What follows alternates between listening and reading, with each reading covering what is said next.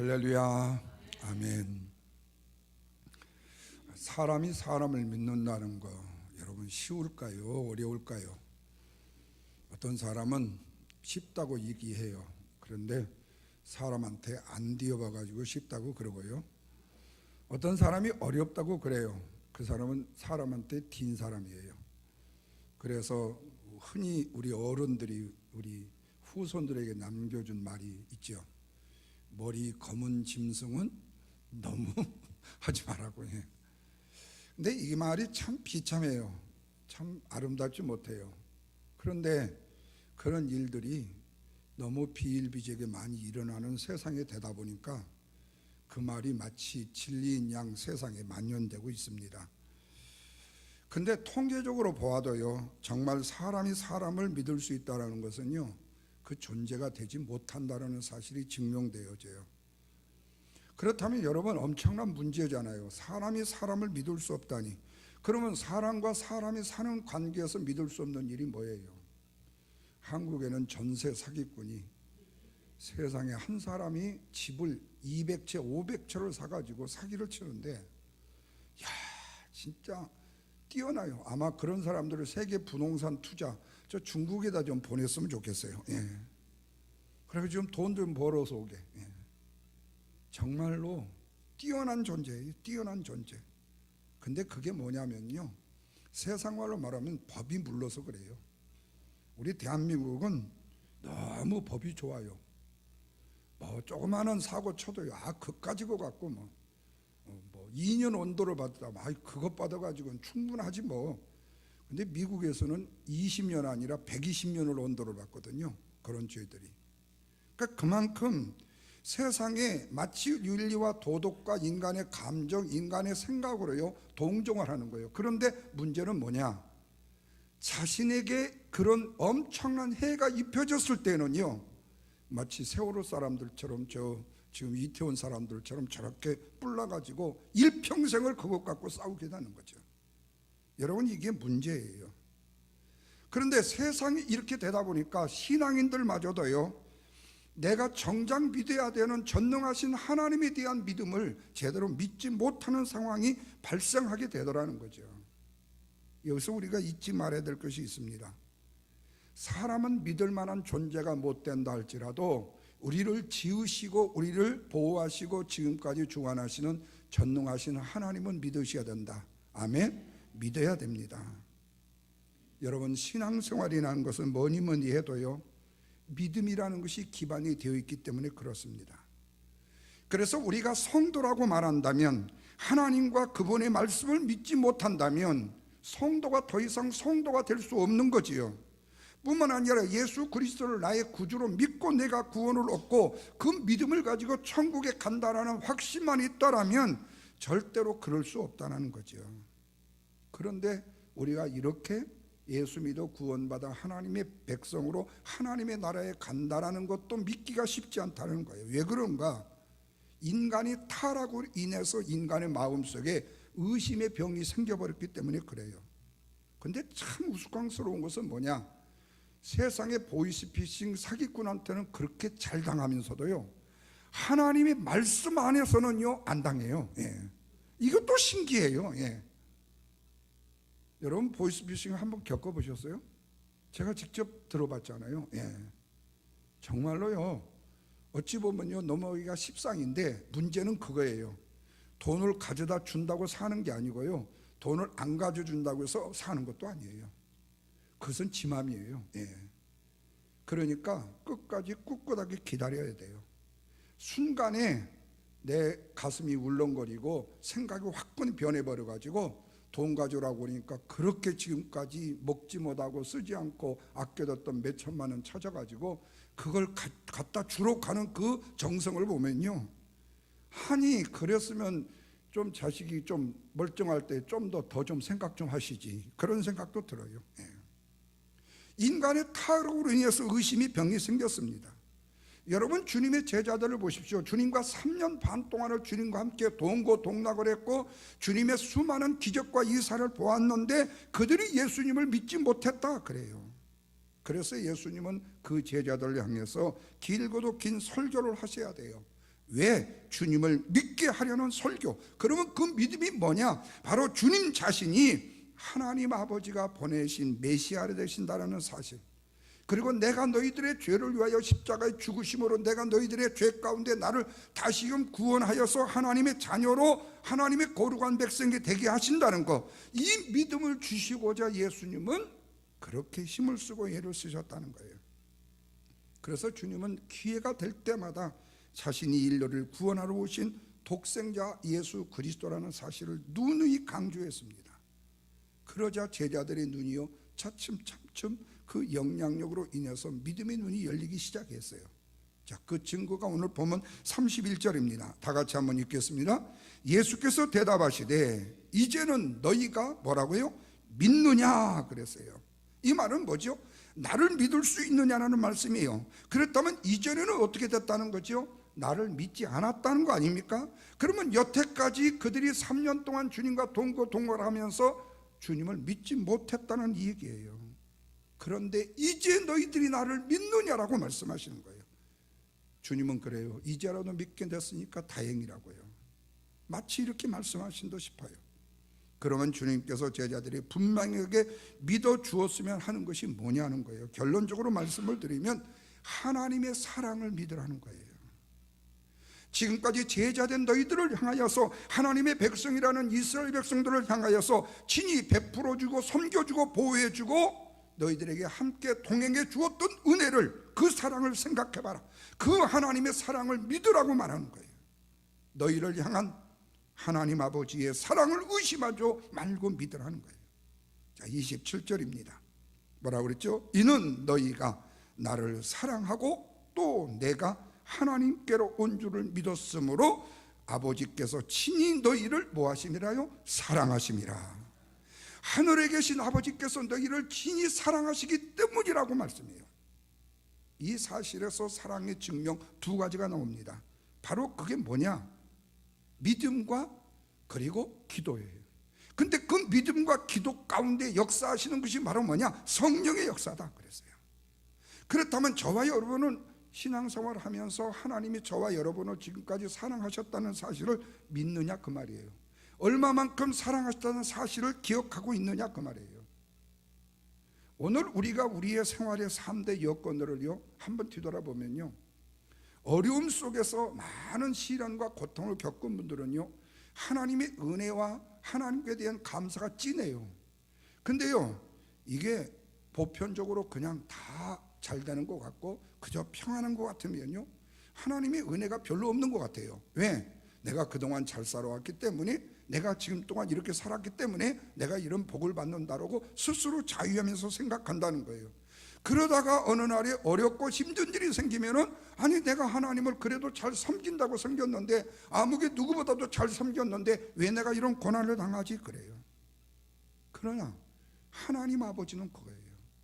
하나님 말씀대로 순종을 했던 아니 했던 간에 마치 작은 아들 탕자가 아버지의 몫을 가지고 집 밖을 떠났다가 외국으로 돌아다녀 모든 것을 탕진하고 그들이 지금 쥐염 열매를 먹고 돼지굴에서 함께 살고 있는 그 모습을 그 아버지는 기억하시면서 밤낮으로 호롱불을 켜놓고 그 아들이 돌아오기를 기다리더란 그 말이에요. 그리고 돌아오자 큰 잔치를 베풀어서 크고 놀라운 아버지 하나님의 사랑을 그에게 증명시켜 주더라.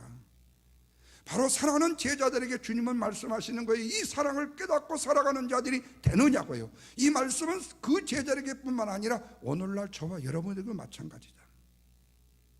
여러분 최덕신 씨가 그 가사로 쓰고 한 노래 있잖아요. 오신실하신 주. 하나님 한 번도 나를 실망시킨 적 없으시고 은혜와 공평과 사랑으로 나를 지키셨네. 지나온 모든 세월들 돌아보아도 그 어느 것 하나 뭐예요? 주의 손길 안 미친 것 전혀 없네. 후렴에 뭐라고 해요? 이후로도 영원토록 나를 너를 지키시리라 확신하네. 무엇 때문이라고 그럽니까? 27절 말씀처럼 너희가 나를 사랑하고 또 내가 하나님께로 온 줄을 믿음으로 아버지께서 친히 너희를 사랑하심이라. 너희가 나를 사랑하고 하나님께로 온 메시아를 믿는 고로 너희를 사랑하신다고 말씀해요. 우리가 예수님을 사랑하고 그 예수님이 하나님이 보내신 독생자이심을 믿을 때 그 믿음 때문에 하나님은 우리를 사랑하신다. 그래서 우리에게 중요한 것이 뭐냐? 믿음이다. 예수님께 대한 이 믿음 때문에 우리가 하나님의 사랑을 받고 있다. 그렇다면 하나님의 사랑을 우리가 받고 있다는 증거는 과연 뭔가? 두 가지예요. 아까 믿음과 기도인데 다시 하나를 첨가하면 성령의 역사와 기도예요. 하나님께서 우리를 사랑하셔서 성령을 우리에게 보내주시고 우리의 마음과 생각과 소원의 기도를 들어주신다. 특별히 우리가 읽지 못했지만 23절과 24절에 보면 내가 진실로 너희에게 이르노니 너희가 무엇이든지 아버지께 구하는 것을 내 이름으로 주시리라. 지금까지 너희가 내 이름으로 아무것도 구하지 아니했지만 구하라. 그리하면 뭐라고요? 주시리니 너희의 기쁨이 충만하리라고 말씀해요. 기도에 대한 약속의 말씀이에요. 내 이름으로 무엇이든지 구하면 아버지께서 들어주시겠다. 하나님께서 이렇게 하시는 그 이유를 바로 우리가 예수 그리스도의 믿음의 사람이기 때문이고, 그래서 하나님이 우리의 기도를 들어주신다고 말씀하죠. 그래서 우리는 그 약속의 말씀을 믿고 예수님의 이름으로 아버지 하나님 앞에 기도를 드리기도 하잖아요. 그리고 마지막에 뭐죠? 예수님의 이름으로 기도합니다라고 하잖아요. 여기서 우리가 오해되어서는 안 될 부분 한 가지가 있습니다. 우리가 어떤 기도를 드리더라도 달라고 하면 모든 것을 다 들어주신다 말씀이 아니에요. 이 말씀은 우리가 하나님께 무엇이든지 구하는 대로 다 들어주신다라는 그런 존재가 되었다는 거예요. 모두가 다 그 기도의 응답이 되어지는 것은 아니다. 우리가 그 기도의 응답을 받을 수 있는 존재가 되었다는 것이죠. 우리가 원하는 것을 다 들어준다는 말씀은 아니라는 거예요. 그런데 우리는 이거를 혼돈하는 거죠. 그래서 여러분, 무엇이든지 구하는 대로 다 들어주신다라는 것과 우리가 무엇이든지 구하는 대로 다 들어주시는 존재가 되었다는 것은 그 미닝과 그 뜻이 엄청나게 다르다는 거예요. 그래서 우리는 이 말씀을 지금까지 하나님이 우리가 구하는 모든 것을 다 들어주신다는 뜻으로만 오해를 했던 거죠. 그러나 어떻습니까? 지금까지 우리가 하나님 앞에 기도를 드리는 기도 응답 다 받으셨습니까? 모두 다 하나님이 다 들어주셨습니까? 그렇다면 아마 오늘 이 자리에 안 계실지도 몰라요. 세상에 너무 갑부가 되셔갖고 오늘 지금 자가용 비행기 타시고 오늘 저기 지금 마이애미로 가실지도 몰라. 여러분, 그렇지 않잖아요. 우리 스스로 모든 기도가 응답되지 않았다는 것은 너무 잘 알아요. 왜냐하면요, 하나님이 우리의 기도를 들어주지 않았기 때문이도 기지만, 그 기도가 욕심으로 구한다든지 이기적으로 구한다든지 하나님의 뜻에 맞지 않는 기도를 요구했다면 하나님은 이런 기도를 절대로 들어줄 수가 없잖아요. 여러분, 집에 3살 먹은 어린애가 가요, 아버지가 쓰시는 회칼을 달라고 하면요, 그 어린아이한테, 3살 배기한테 그 회칼을 주는 부모가 있을까요? 그가 뭔가요? 칼을 다룰 줄 아는 나이가 되었을 때 바로 그에게 줄 수 있지요. 그가 크기는 컸지만 아직까지 그 칼을 유용하게 사용할 줄 아는 형편이 못 된다. 다시 말하면 우리의 기도의 수준이 이 정도 되면, 어린아이의 수준으로 된다면 우리는 응답을 포기해야 되지 않아요. 왜? 기도의 응답을 주시는 분이 그런 분이 아니니까. 누구시라고 그랬죠? 하늘에 계신 우리 아버지. 모든 그리스도인의 기도는 아버지를 대상으로 하는 기도예요. 그래서 우리의 기도는요, 주문이 아니라 대화예요. 디스커션이에요. 만약에 기도가 하나의 오다라고 생각한다면요, 주문이라고 생각한다면요, 기도의 대상은요, 그 누구라도 좋아요. 아무나 소원을 들어주면 되니까요.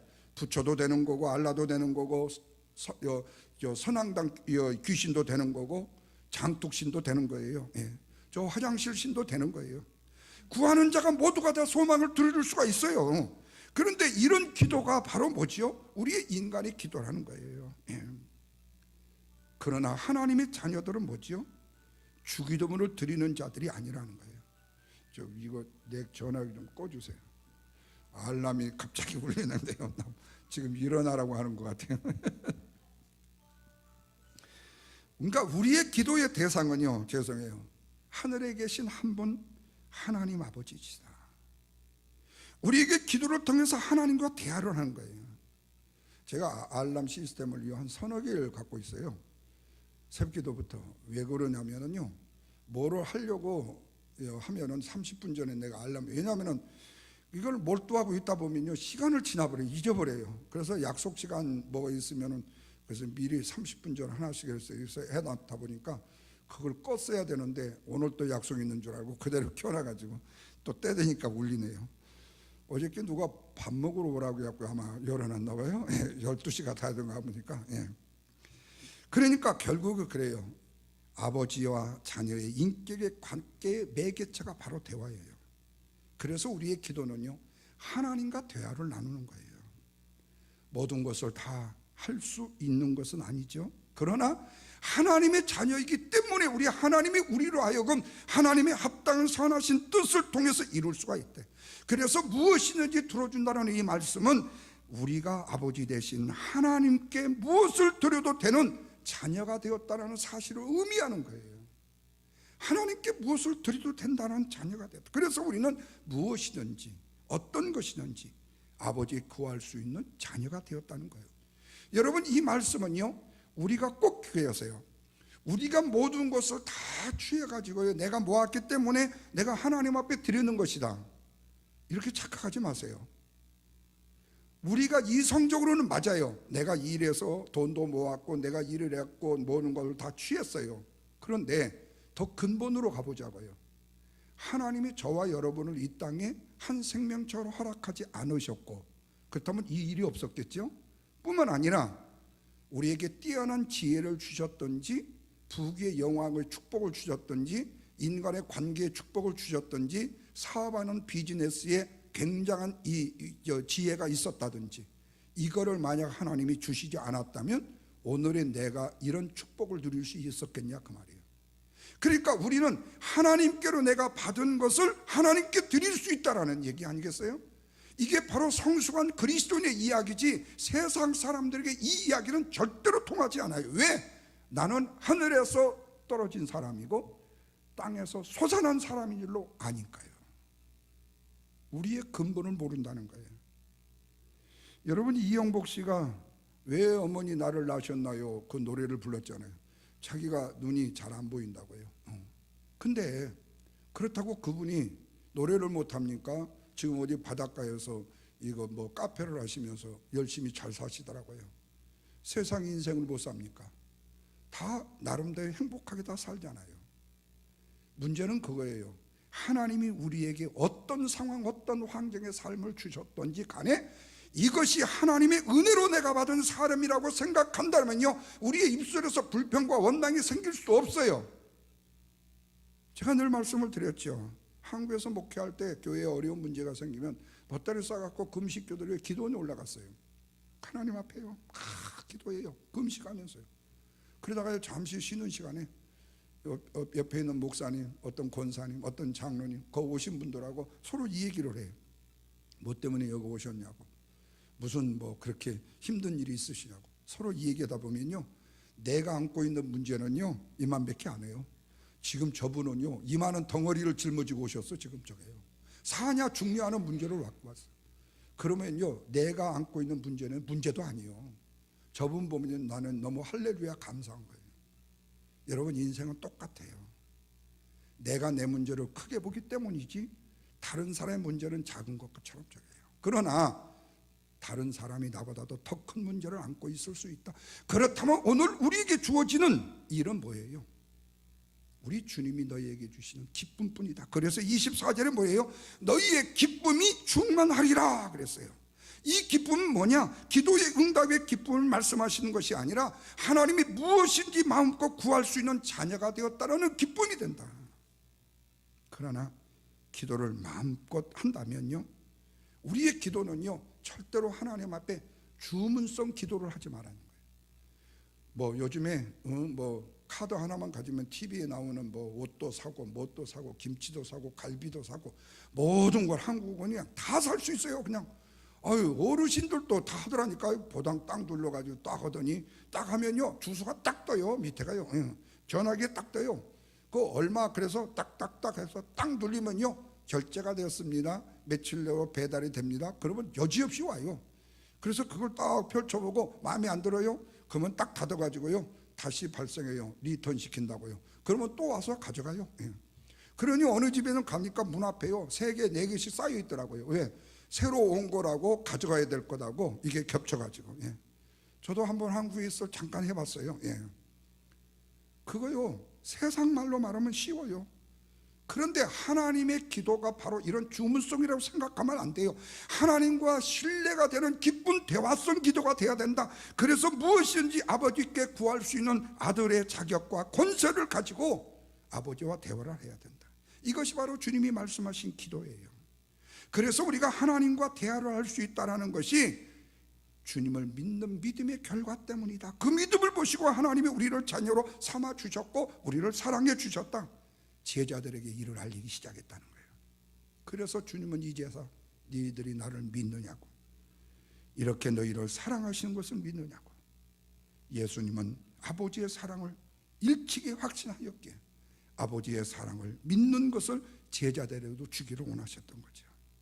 왜냐하면요 32절 말씀처럼요 예수님은 이제 곧 십자가의 고난을 당하시기 때문에. 그런데 어떻게 됐어요? 제자들은 다 도망쳤잖아요. 골고다의 현장에는 오직 예수님 홀로 남게 됐잖아요. 외롭고 괴롭고 힘듭니다. 사람에게 버림을 받고 불신을 받습니다. 그런데 주님은 괜찮아요. 왜? 아버지께서 나와 함께 하시기 때문에.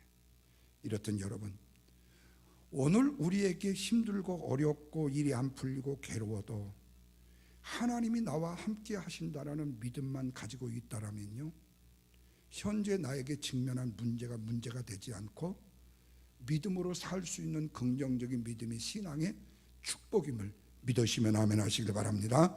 그리고 마지막 33절 말씀을 보십시오. 이것을 너희에게 이루는 것은 너희로 내 안에 평안을 누리게 하려 함이라. 세상에서 너희가 환난을 당하나 담대하라. 내가 세상을 이기었노라. 그런데 이 말씀도 굉장히 유명한 말씀이지만 해석은 다시 돼야 돼요. 왜? 우리가 생각하는 평안이라는 것은요 아무런 문제가 없는 평안을 말하는 것이 아니에요. 문자 그대로 모든 것이 안정된 평안. 그런데 만약에 이 말씀의 평안이 그런 것이라면 지금 예수님에게는 평안이 없어야 돼요. 왜? 내일 모레면 십자가를 지셔야 되잖아요. 예루살렘에 올라가시는데 지금 고난과 고통이 지금 밀려오고 있잖아요.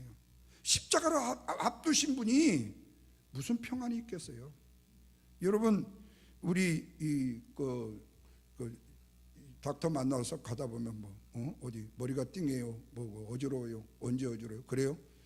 그러면 혹시 무슨 병일까요? 그러면 닥터가 만약에 하나라도 머리에 혹시 생겼는지 모르겠어요. 아니면 뇌 하수가 뭐 막혀가지고 어떤 현상이면 그런 현상이 나타날 수 있거든요. 그러면서요 한번 MRI 찍어봅시다. 그러면 그날부터 MRI 찍는 날까지 잠이 안 오는 거예요. 왜 의사가 거기에 혹덩어리가 하나 있을 것 같다고 생각했습니까? 여러분, 미래에 우리가 무슨 일이, 좋은 일도요 때로는 염려와 걱정이 돼요. 왜? 좋은 일이 있다고 했는데도 그 중간에 어떤 방해의 역할이 있을지 모르잖아요. 그래서 정말로 내일 일은 난 몰라요. 그래서 하루하루 살아요. 근데 우리는요 평생을 내가요 다 평안 가운데 산다고 생각해요. 그런데 예수님은 내일 모레 십자가로 지는데도 예수님은 평안으로 충만하시다. 왜? 아버지에 대한 사랑, 아버지와 나와 함께 하신다는 믿음 때문에. 그래서 예수님은 혼자가 아니시라는 거예요. 그래서 우리도 종종 하나님 앞에 우리가 이런 고백을 하잖아요. 그런데 이런 고백들이 순간에 말로 끝나버리는 경우가 많다는 거예요. 왜? 현재 환경과 상황에 영향을 너무 많이 받기 때문에. 그래서 어디다 보면요, 하나님이 함께 하시는 것 같기도 하고 아닌 것 같기도 하고, 그러다가요 순간순간에 자기의 유익만 쫓아가는 거예요. 그래서 세상은 밥 먹듯이 배신이 일어나야 세상이 되는 거고요. 왜? 마귀가 지배하는 세상이니까요. 그래서 그 마귀가 지배하는 세상에서 우리가 온전한 평안을 구하려고 생각하지 말고 그리스도 안에서 평안을 구해야 된다. 그 평안은 그 문제가 없는 평안이 아니라 문제가 있지만은 담대함으로 그 문제를 이길 수 있기 때문에, 그래서 불안과 나약함은 사라져야 되고요, 평안과 담대함이 나타나야 됩니다. 그렇다면 이것이 하나님이 함께 하심의 증거예요. 이 증거가 우리의 믿음을 통해서 나타난 것이다. 이것이 바로 보이지 않는 하나님이 나와 함께 하심을 인정하는 것이에요. 하나님의 사랑을 믿는 믿음으로 가는 것이다. 그래서 우리를 택해 주시고 자녀로 삼아 주신 그 사랑 때문에 이 사실을 깨달을 때 우리는 주 안에서 진정한 평안을 누릴 수가 있다. 그러므로 그리스도의 평안은요, 환난 가운데서의 평안이에요. 모든 것이 만사 형통한 가운데 평안이 아니라 환난 가운데서도 평안. 예수님이 이 평안으로 세상을 이기셨고 십자가를 지시는데도 이겼었고, 그렇다면 지금 우리는 어떤가? 세상을 두려워하고 무서워하는 것이 무엇이 있는가? 제일 걱정이 되고 염려가 되는 것이 무엇이 있는가? 저와 여러분이 믿고 의지하는 믿음의 하나님이 살아계시고 그 하나님이 저와 여러분과 함께하고 계신다면, 나의 모든 기도를 다 들어주실 수 있는 자녀의 신부로 내가 되었다면 우리는 두려워하지 말고 염려하지 말고 걱정하지 말아야 되는 게 아닌가. 오늘 우리에게 만약 믿음이 있다면, 우리가 예수님을 진실로 믿는다면 이 평안을 가지고 담대하게 주 앞에 서야 될 것이요, 주님은 결단코 우리를 실망시키지 않고 망하지 않게 하고 어떤 가운데서도 우리로 하여금 의심하는 일들을 행하지 않기 때문에, 그래서 우리는 그 하나님의 사랑을 신뢰하는 겁니다. 그러면 담대해지는 거예요. 그리고 내 앞에 문제가 되어지는 것은 세상이 밥이 되고 맙니다. 그리고 아무도 빼앗아갈 수 없는 평안이 임하게 됩니다. 이것이 바로 전능하신 하나님, 살아계신 하나님, 지금부터 영원토록 저와 여러분 그리고 우리의 교회와 우리의 모든 환경, 우리의 가정, 우리의 자녀들을 지키시고 보호하시는 사랑의 하나님이시기 때문에 그 사랑이 저와 여러분을 지켜주심을 믿으시고 우리 주님 믿는 무릎 앞에 우리가 아멘으로 응답합시다. 이제는 사랑하는 아무개 성도야, 이 사실을 너희가 믿느냐고요. 아멘으로 응답하는 저와 여러분의 삶이 되기를 주님의 이름으로 축원합니다. 기도하겠습니다. 하나님 감사합니다.